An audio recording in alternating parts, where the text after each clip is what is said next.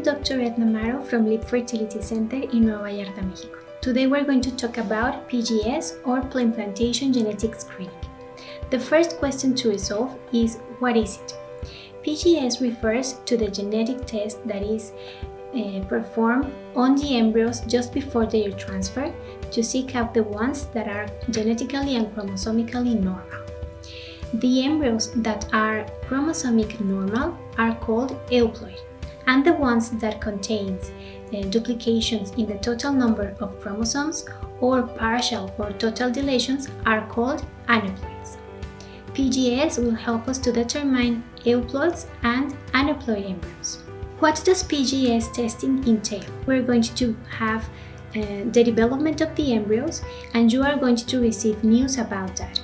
We are going to go through day 1, 2, 3, 4, 5, and 6 sometimes.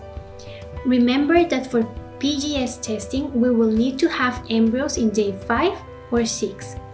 For performing the testing of PGS, we will need to perform a biopsy that consists in taking off 1 or 2 sets of the embryos to testing in special genetic laboratories. In the meanwhile your cells are tested, you are going to preserve the embryos in our IVF lab. In that way, your embryos will be perfectly safe. Once we got the PGS testing results, we will know the total number of embryos that may be transferred, which will only be the ones that are genetically normal. The rest of them must be discarded. Who will we benefit in performing PGS testing? We will have 3 important groups that will be benefit of this kind of test. The first one are women older than 35 years old. That is because we have identified that these women are in a higher risk of having chromosomically abnormal embryos. Group number 2 will be patients with previous rounds of IVF with negative results. In that way, we will increase the probabilities of having pregnancy in a shorter time and with a better likelihood. And group number 3 will be patients that have a medical background of at least 2 miscarriages.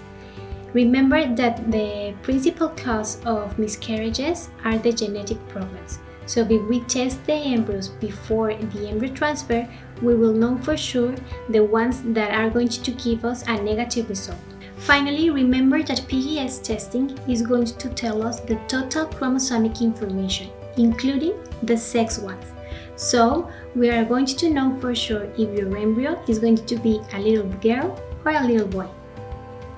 Thank you for seeing this video. I hope that you find it informative and helpful.